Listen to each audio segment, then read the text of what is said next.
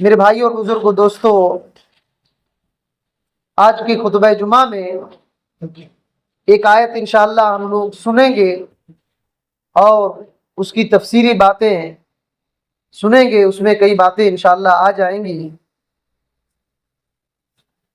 دیکھیے، سورہ الزخرف جو 40 پر 3 نمبر کی سورہ ہے، اس کی آیت نمبر 30 پر 3 سے لے کر کے 30 پر 5 تک جب پڑھیں گے تو اللہ تعالیٰ نے فرمایا ہے وَلَوْلَا أَن يَكُونَ النَّاسُ أُمَّةً وَاحِدَةً لَجَعَلْنَا لِمَن يَكْفُرُ بِالرَّحْمَنِ لِبُيُوتِهِمْ سُقُفًا مِّن فِضَّةٍ وَعَرَجًا عَلَيْهَا يَظْهَرُونَ وَلِبُيُوتِهِمْ أَبْوَابًا وَسُرُرًا عَلَيْهَا يَتَّكِئُونَ وَزُخْرُفًا وَإِن كُلُّ ذَلِكَ لَمَّا مَتَاعُ الْحَيَاةِ الدُّنْيَا وَالْآخِرَةُ عِندَ رَبِّكَ لِلْمُتَّقِينَ۔ یہ آیت ہے، اس میں اللہ تعالیٰ نے فرمایا اگر تمام لوگ ایک ہی طریقے پر نہ ہو جاتے تو ہم رحمان کے ساتھ کفر کرنے والے، یعنی کافروں کے، رحمان کے ساتھ کفر کرنے والوں کے گھروں کے چھتوں کو اور جن سیڑھیوں پر چڑھتے ہیں ان سیڑھیوں کو ہم چاندی کا بنا دیتے۔ یہ اللہ نے کہا۔ کیا؟ اس آیت کو اچھی طرح سے سمجھیے۔ اگر تمام کے تمام لوگ ایک ہی طریقے پر نہ ہو جاتے تو رحمان کے ساتھ کفر کرنے والے کافروں کے گھروں کے چھتوں کو اور ان کی سیڑھیوں کو، جن سیڑھیوں پر وہ چڑھتے ہیں، چھت اور سیڑھی دونوں کو ہم چاندی کا بنا دیتے۔ اور پھر فرمایا وَلِبُيُوتِهِمْ أَبْوَابًا وَسُرُرًا عَلَيْهَا يَتَّكِئُونَ، اور ان کے گھروں کے دروازوں اور ان کے گھروں میں جو تخت ہیں جس پر یہ ٹیک لگا کر کے سوتے ہیں، ان کو بھی ہم چاندی کا بنا دیتے۔ گھر کے دروازوں کو بھی، اور جس تخت پر سوتے ہیں ٹیک لگا کر کے، ان تختوں کو بھی ہم چاندی کا بنا دیتے ہیں، وَزُخْرُفًا، اور سونے کا بنا دیتے۔ ان کے گھروں کے چھتوں کو، سیڑھیوں کو، دروازوں کو اور ان تختوں پر جو ٹیک لگاتے ہیں ان کو سونے اور چاندی کا بنا دیتے ہیں۔ کن کے؟ کافروں کے۔ فرمایا اللہ تعالیٰ نے کہ وَإِن كُلُّ ذَلِكَ لَمَّا مَتَاعُ الْحَيَاةِ الدُّنْيَا، یہ تمام کی تمام چیزیں دنیاوی زندگی کے تھوڑے سے سامان ہیں۔ یہ جو گھر، اگر ہم گھر کے چھت کو اور سیڑھیوں کو اور دروازوں کو سونے اور چاندی کے بنا دیتے تو یہ دنیا کی زندگی کے تھوڑے سے سامان ہیں۔ وَالْآخِرَةُ عِندَ رَبِّكَ لِلْمُتَّقِينَ، اور آخرت تیرے رب کے نزدیک صرف متقی لوگوں کے لیے، صرف متقی لوگوں کے لیے۔ یہ آیت جو ہے، اللہ اکبر، ہمارے لیے بہت عبرت کی بات ہے۔ اس آیت کریمہ میں اس کو سمجھیے تو معلوم ہوگا کہ اللہ تعالیٰ نے تقسیم کر دیا ہے دنیا اور آخرت کو۔ آخرت کو صرف متقی لوگوں کے لیے بنایا۔ مومن لوگ جو تقوی اختیار کرنے والے ہیں، جن کے پاس ایمان ہے، ان کے لیے آخرت کی نعمتوں کو اللہ تعالیٰ نے فکس کر دیا ہے۔ کافروں کو یہ نہیں ملے گا۔ اور یہ دنیا کی دولتیں کافروں کو ملے گا۔ بلکہ کیا کہا، اگر تمام کے تمام لوگ ایک ہی طرح نہ ہو جاتے تو ہم پورے کافروں کے گھروں کے چھتوں کو اور سیڑھیوں کو، دروازوں کو سونے اور چاندی کے بنا دیتے۔ کیا مطلب ہے؟ ابن کثیر رحمۃ اللہ علیہ کہتے ہیں اگر جاہل لوگ یہ عقیدہ نہ رکھ لیتے کہ مال جن کو دیا گیا وہ سمجھتے کہ اللہ تعالی ہم سے محبت کر رہا ہے تبھی تو مال دیا، مال کو اللہ کی محبت کی دلیل نہ بنا لیتے تو تمام کے تمام کافروں کے گھروں کے چھتوں کو اور سیڑھیوں کو، دروازوں کو اور تختوں کو سونے چاندی کا بنا دیتے۔ کہنے کا مطلب یہ ہے کہ جو اگر ایسا کر دیا جاتا، اگر کافروں کے گھروں کو اس طرح سے کر دیا جاتا تو بچے کچے لوگ بھی کافر بن جاتے۔ بات سنا رہی ہے؟ بچے کچے لوگ بھی سب کفر میں اکٹھا ہو جاتے، سب ایک طرح ہو جاتے، سب کافر ہو جاتے ہیں۔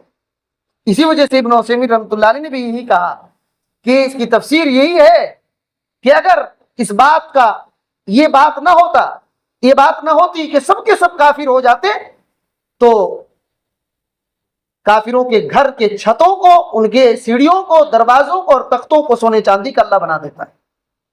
مال اتنا خطرناک ہے، مال، دنیاوی مال، اس کی چمک دمک انسان کو کفر میں لے جا سکتا ہے، کفر میں لے جا سکتا ہے۔ اگر کافروں کے اس طریقے سے کر دیے جاتے تو لوگ اسی ایک ہی طریقے پر ہو جاتے، سب کافر ہو جاتے، آخرت کو بھول جاتے۔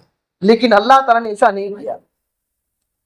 نہیں کیا، آخرت کو متقی لوگوں کے لیے بنا دیا، آخرت کو متقی لوگوں کے لیے بنا دیا۔ اسی وجہ سے میرے بھائی، دنیا میں اگر ایمان ہے ہمارے پاس تو یہ سونے چاندی کے گھروں اور چھتوں سے بھی بہتر۔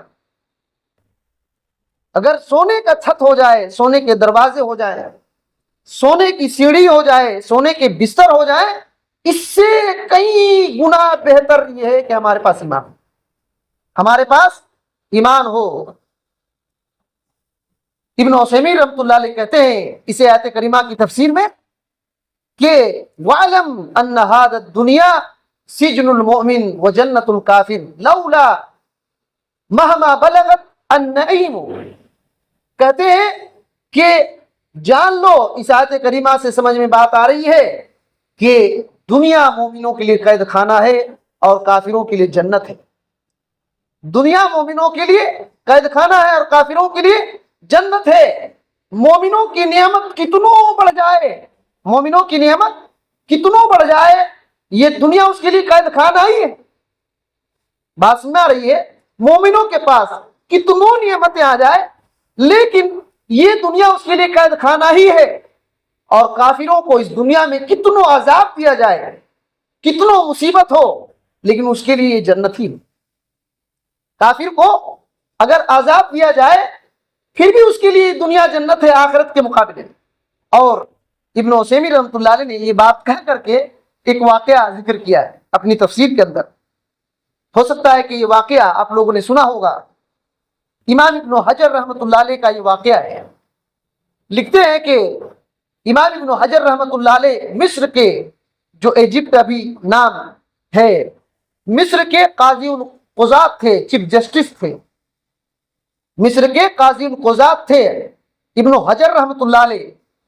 تو جب فیصلہ کرنے کے لیے جاتے تھے اپنے مسند پر بیٹھنے کے لیے تو بہترین لباس پہن کر کے جاتے تھے، اور ایسے اس زمانے میں گھوڑے کے گاڑی تھے، اس پر بیٹھ کر کے گھوڑے اس کو کھینچتے تھے اور بیٹھ کر کے جاتے تھے۔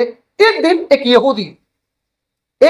یہودی جو تیل بیچنے والا یہودی تھا، تیل بیچ کر کے کپڑے گندے ہوتے ہیں نا، غریب اور کپڑے گندے، ایک دن ابن حجر رحمۃ اللہ علیہ جب جانے لگے تو راستے میں وہ کھڑا ہو گیا، راستے میں کھڑا ہو کر کے کہا کہ سنیے، آپ جو اتنا ٹھاٹ باٹ سے جا رہے ہیں، آپ کے نبی نے تو یہ کہا ہے صلی اللہ علیہ وسلم، کیا کہا؟ الدنیا سجن المومن و جنت الکافر، کہ دنیا مومنوں کے لیے قید خانہ ہے اور کافروں کے لیے جنت ہے۔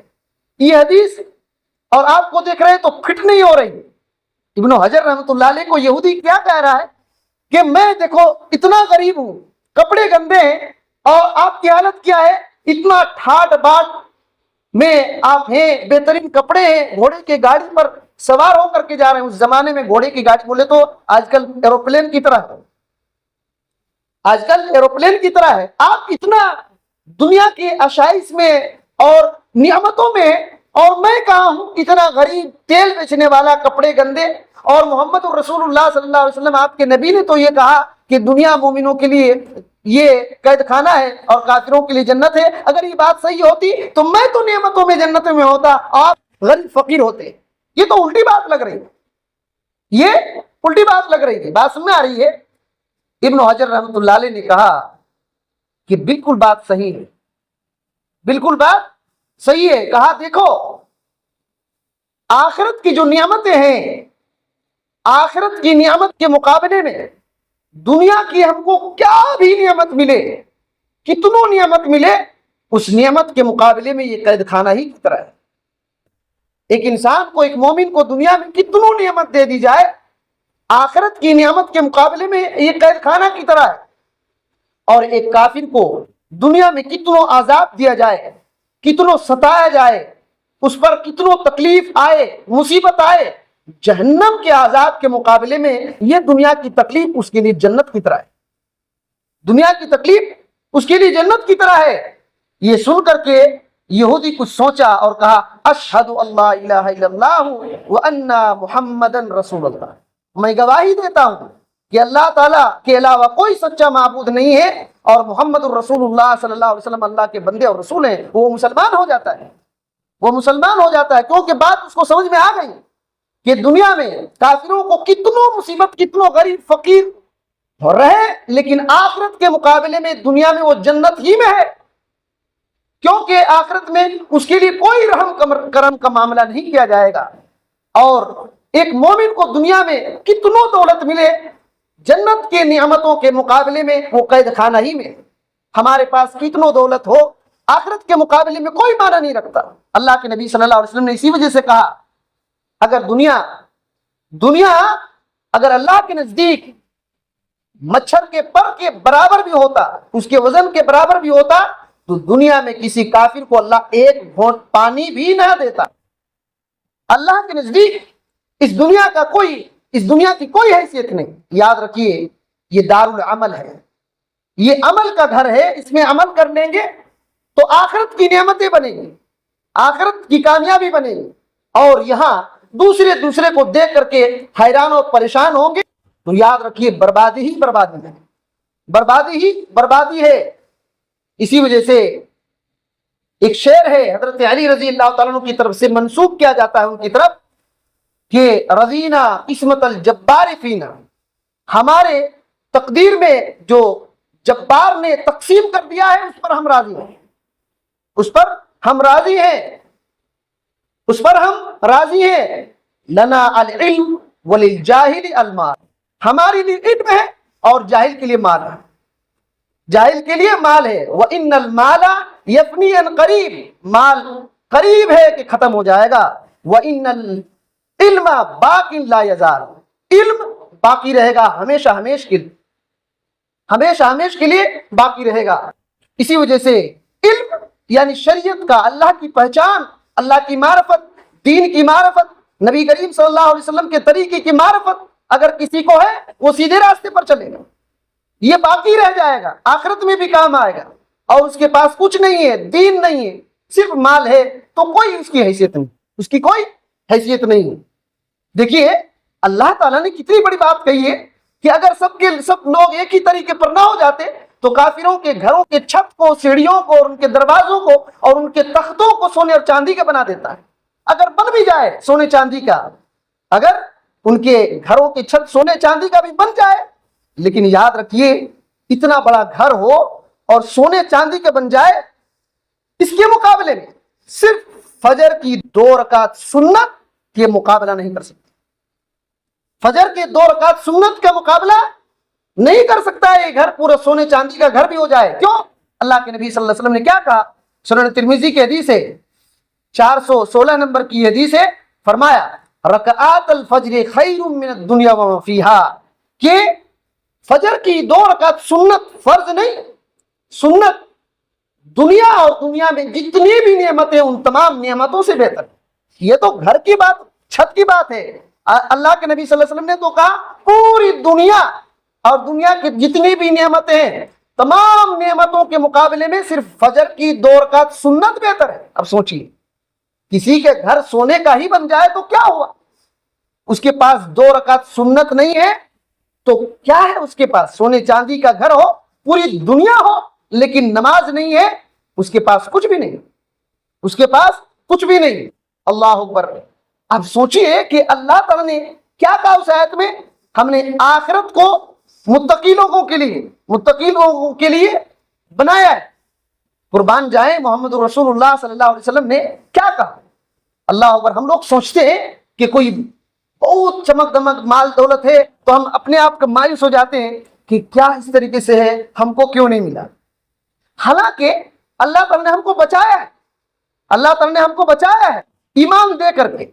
ایمان دیا, اس سے بڑھ کر کے کوئی دولت نہیں ہے. اللہ کے نبی صلی اللہ علیہ وسلم کی حدیث ہے سنن ترمذی کے اندر 2030/6 کے اندر یہ روایت ہے. حضرت قتادہ بن نعمان رضی اللہ تعالیٰ عنہ کہتے ہیں رسول اللہ صلی اللہ علیہ وسلم نے فرمایا اذا احب اللہ عبدا, جب اللہ تعالیٰ کسی بندے سے محبت کرنے لگتا ہے, جب اللہ تعالیٰ کسی بندے سے محبت کرنے لگتا ہے, حماہ الدنیا, تو اللہ تعالیٰ اس آدمی کو, اس بندے کو دنیا سے اسی طرح سے بچاتا ہے.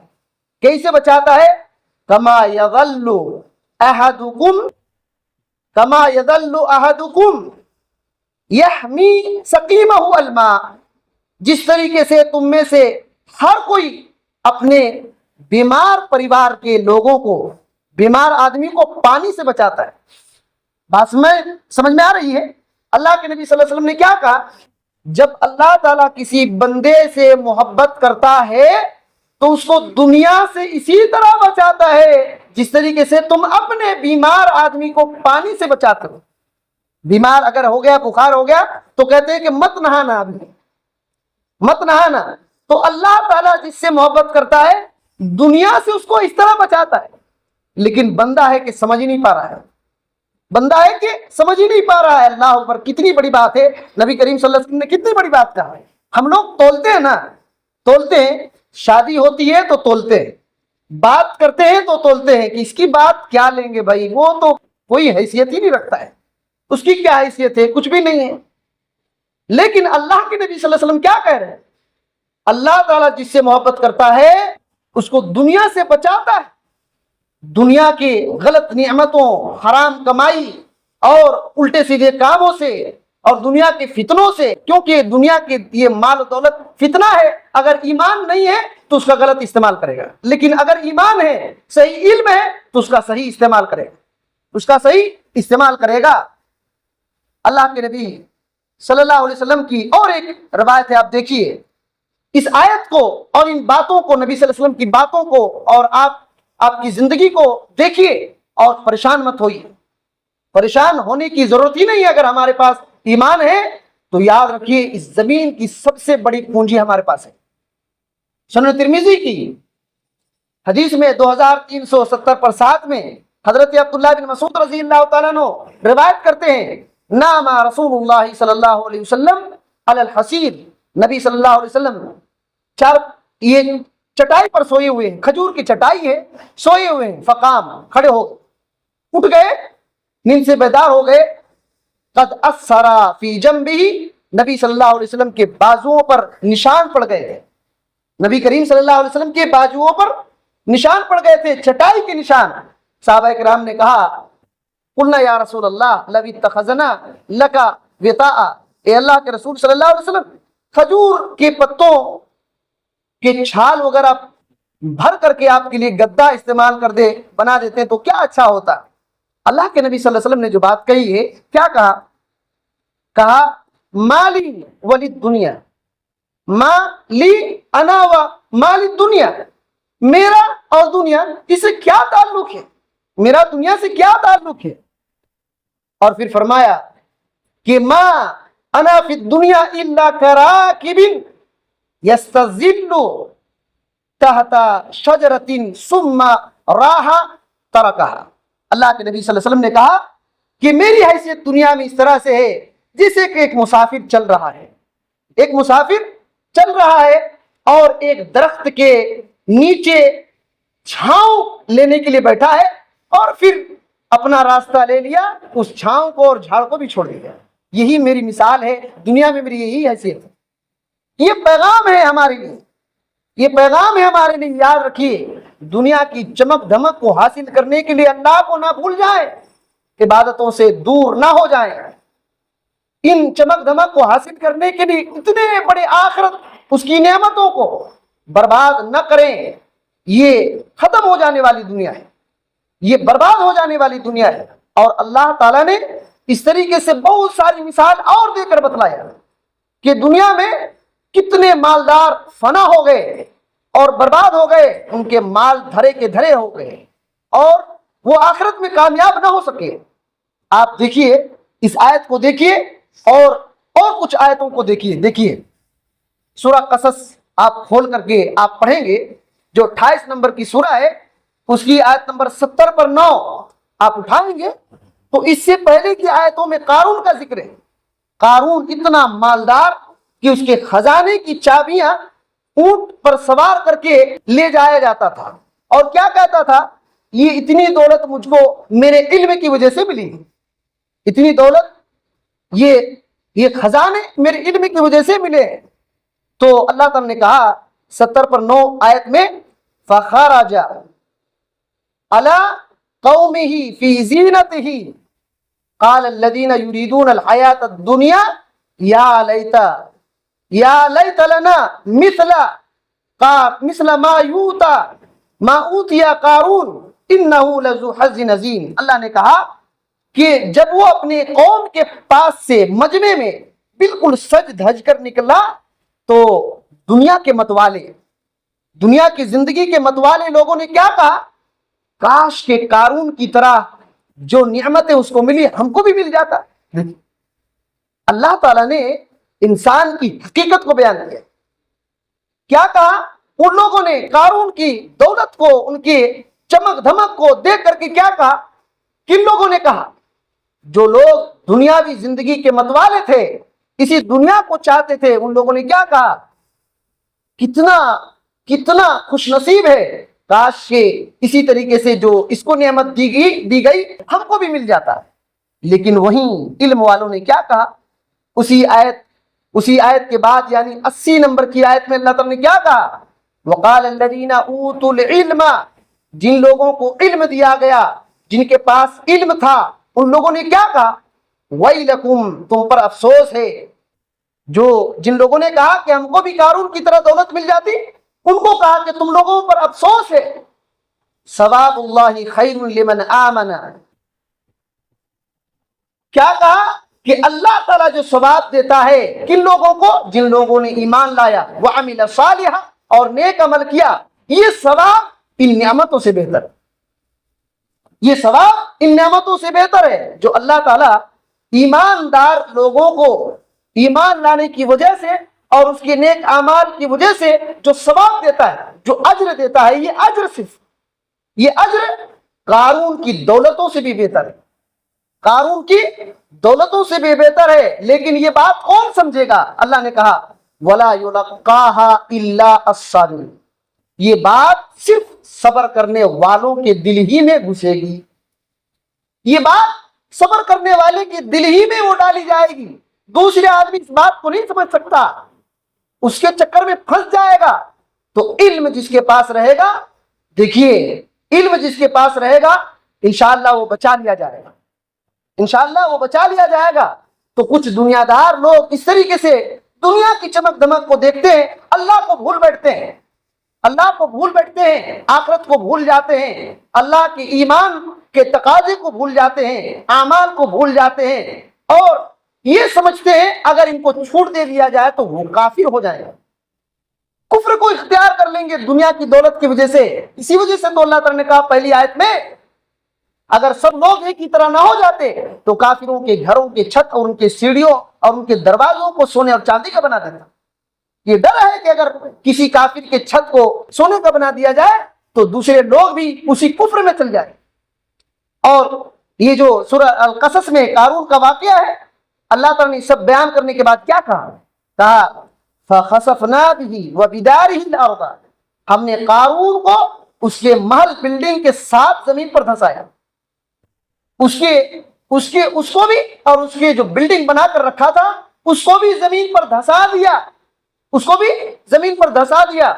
فَمَا كَانَ لَهُ مِن فِيَةٍ يَنْصُرُونَهُ مِن دُونِ اللَّهِ, اللہ کے علاوہ کوئی بھی جماعت اس کو مدد نہیں کر سکے, وما كان من المنتصرین، اور خود کو اپنا مدد نہیں کر سکا، نہ خود کو بچا سکا اور نہ ہی کوئی جماعت اس کے جو لشکر لاؤ لشکر تھے وہ بھی بچا نہیں سکی، وہ تباہ اور برباد ہو گیا۔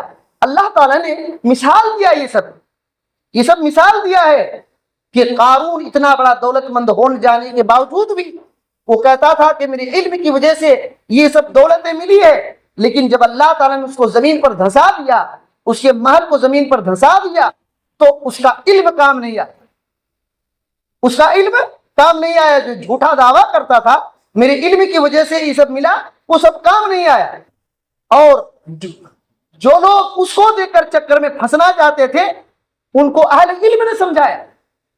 اسی وجہ سے صحیح علم والے دنیا کے چکروں میں نہیں پڑتے، وہ آخرت کے چکروں میں پڑتے ہیں۔ اور ہمارے صحابہ، تابعین، اتباع التابعین، اس زمین پر جو اہل علم گزرے ہیں سلف صالحین کے، ان کی زندگی اسی طرح تھی، ان کی زندگی اسی طرح تھی۔ بڑے بڑے بادشاہوں نے بڑا بڑا عہدہ دیا، وہ جوتیوں کے ٹھوکر پر ٹھکرا جائے۔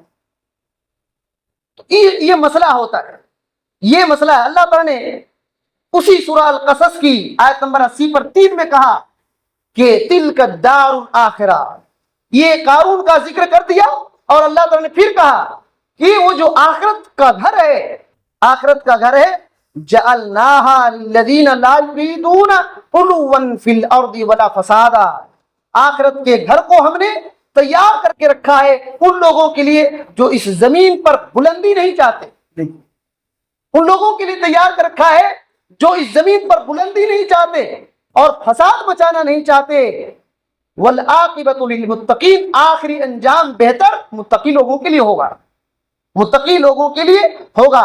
تو آپ سوچئے کہ پہلی آیت میں، جو پہلی آیت کی تفسیر، یہ سب باتیں تفسیری باتیں ہیں۔ کہنے کا مطلب یہ ہے میرے بھائیوں، جو بچی کچھی زندگی ہے، دین سیکھیے، دین سیکھیے۔ دنیا میں کام دھام لگا ہوا ہے، زندگی پار کرنے کے لیے، پیٹ کے بھوک کو مٹانے کے لیے اور گھر چلانے کے لیے کچھ نہ کچھ محنت کرنا پڑے گا، لیکن یہ محنت ہمارے ایمان کو خطرہ میں نہ ڈال دے، ہماری نماز کو برباد نہ کر دے، ہماری عبادتوں کو دور نہ کر دے، ہم کو غافل نہ کر دے۔ یہ ہمیشہ دماغ میں رہنا چاہیے کہ ہم آخرت کے لیے پیدا ہوئے ہیں، عبادت کے لیے پیدا ہوئے ہیں، ہم کو آخرت بنانا ہے۔ یہ دنیا کی زندگی تو یوں ہی گزر جائے گی، لیکن آخرت ہمیشہ ہمیشہ کے لیے اس کو بنانا ہے، اس کو بنانا ہے۔ غفلت میں نہ رہیں، کب کون مر جائے گا پتا نہیں، اس کی پوری دولتیں کچھ کام نہیں آئے گی، اس کے بچے لے لیں گے اور کیس معاملات میں پھنس کر کے برباد کریں گے، یا شراب نوشی اور الٹے سیدھے کاموں میں خراب کریں گے، اس کو بھی معلوم ہے۔ اسی وجہ سے ان دولتوں کو بچوں کو دین سکھانے میں خرچ کریں، تاکہ مرنے کے بعد ہمارے لیے دعا کریں اور خود اپنا دین سیکھیں اور دین پر قائم رہیں۔ ایک دوسری بات دیکھیے، یہ ذی الحجہ کی 28ویں تاریخ ہے، ایک دو دن میں محرم کا مہینہ شروع ہونے والا ہے۔ محرم کے مہینے میں بہت سارے لوگ بدعات خرافات کریں گے، ہم کو یہ سب کام نہیں کرنا ہے، ہم کو وہی کام کرنا ہے جو محمد رسول اللہ صلی اللہ علیہ وسلم نے بتلایا۔ آپ صلی اللہ علیہ وسلم نے کہا افضل الصیام بعد رمضان شہر اللہ المحرم، کہ رمضان کے روزے کے بعد سب سے افضل روزہ اللہ کا مہینہ اللہ کا مہینہ محرم کے روزے ہیں۔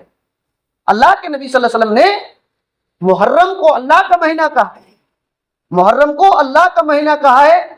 اس اللہ کے مہینے میں، مہینے تو پورے اللہ کے ہیں، لیکن اس کی ایک فضیلت ہے۔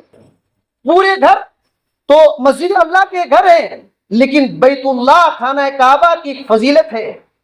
پورے مہینے دن رات اللہ کے بنائے ہوئے ہیں، لیکن محرم کے مہینے کی ایک فضیلت ہے، ایک فضیلت ہے، اس میں روزہ رکھنا چاہیے، اس میں روزہ رکھنا چاہیے۔ 10ویں محرم کو روزہ رکھنا چاہیے، اور یہود اور نصارہ سے مخالفت کرنے کی وجہ سے 9 تاریخ کو بھی رکھنی چاہیے، 9 اور 10 کو روزہ رکھنا چاہیے۔ 11ویں تاریخ والی حدیث ضعیف ہے، 10 اور 11 تاریخ والی حدیث ضعیف ہے۔ بندہ رکھے 10 اور 9 کو رکھے تو اس کی فضیلت یہ ہے کہ پچھلے 1 سال کے گناہ معاف ہو جاتے ہیں انشاءاللہ، 1 سال کے گناہ معاف ہو جاتے ہیں۔ اور اس مہینے میں، اللہ کی اس مہینے میں لوگ بڑا خرافات کریں گے۔ حضرت حسن حسین رضی اللہ تعالیٰ عنہ کے نام پر، کربلا کے نام پر بدعات، خرافات، شرک کریں گے اور اپنے جسم کو تکلیف دیں گے، شیعہ سے ملتے جلتے عقیدوں کا اظہار کریں گے۔ شیعوں نے یہ تماشا کھڑا کیا اور بیچ میں پھنس گئے بہت سارے اہل سنت والجماعت نام کہنے والے لوگ، اس میں پھنس گئے اور دیکھیں گے روڈوں پر، چوراہوں پر تماشا بنا کر کے رکھیں گے۔ اسلام تماشا نہیں، اسلام اپنی زندگی میں لاگو کرنے کا دین، روڈ میں تماشا کرنے کا دین نہیں۔ نبی کریم صلی اللہ علیہ وسلم نے روزہ رکھنے کے لیے کہا، اسی دن شراب پی کر کے تازیہ اٹھا کر کے لوگ گھومتے پھریں گے۔ ایسے لوگ دین کا مذاق اڑاتے ہیں، ایسے لوگ دین کا مذاق کرتے ہیں۔ صحیح دین بالکل آسان ہے، کوئی بھی اس پر عمل کر سکتا ہے، بچہ، بوڑھا، جوان، مرد، عورت، بیمار، صحت مند، مالدار، غریب، فقیر، مسکین، ہر ایک کے لیے اس دین میں بالکل وسعت ہے اور خوشی ہے۔ اور وہ کبھی سوچ ہی نہیں سکتا ہے کہ میں بیکار ہوں، یہ کیا ہوں۔ سب کے لیے اللہ تعالیٰ نے اس میں تسلی کا سامان اس دین کے اندر رکھ دیا ہے۔ اسی وجہ سے آنے والے مہینے میں بہت بچ کر کے رہنا، اپنے بچے، بیوی بچوں کو بھی بچا کر رکھنا، اپنے عقیدے کو سلامت کے ساتھ رکھنا، اور اللہ تعالیٰ سے یہی دعا کرتے رہنا چاہیے ہمیں کہ ہمارے دین کی حفاظت کریں۔ یہ سب کچھ باتیں ہیں، اللہ تعالیٰ سے دعا ہے کہ اللہ تعالیٰ ہمیں ان سب باتوں کو سمجھنے کی توفیق دے، دین سیکھنے، سمجھنے، اسے قبول کرنے کی توفیق دے۔ ہماری آئندہ آنے والی نسلوں کو بھی اللہ تعالیٰ دیندار بنائے، ان کو بدعات، خرافات، رسم و رواج اور دنیا کے فتنوں سے اللہ تعالیٰ بچا لے۔ اللہ تعالیٰ ہمارے دل میں آخرت کی محبت ڈال دے، دنیا کی محبت کے چکر میں اللہ ایسا نہ ہو کہ ہمارا ایمان غارت اور برباد ہو جائے۔ اللہ تعالیٰ ہمیں ایسی محبت سے بچائے، ایسی محبت سے بچائے، ایسے فتنوں سے بچائے جو محبت ہم کو دین سے دور کر دے، ہم کو صحابہ کرام رضوان اللہ علیہم اجمعین کے طریقے پر جینے مرنے کی